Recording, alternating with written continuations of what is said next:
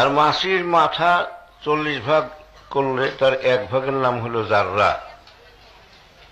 অতটুক পরিমাণ দানা যদি তুমি খাইতে বসে তারপরে দানাটা নিচে তোমার পড়ে যায়, তুমি তুলে না খাও, এই দানাটার হিসাব তোমার দিতে হবে।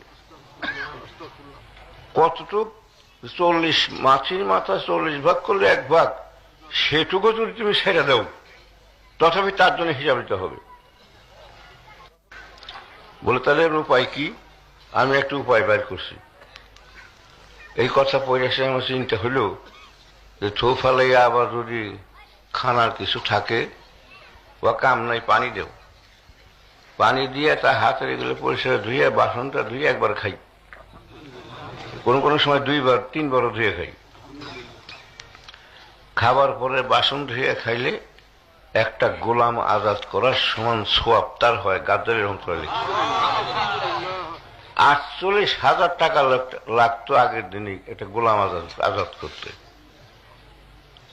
তাহলে একবার বাসন ধুয়ে যদি খাও, তাহলে 48,000 টাকা যদি ধরো, তোমার আল্লাহর পথে দান করে যেই নেকি হইল, একবার বাসন ধুয়ে খেলে একই নেকি হইল।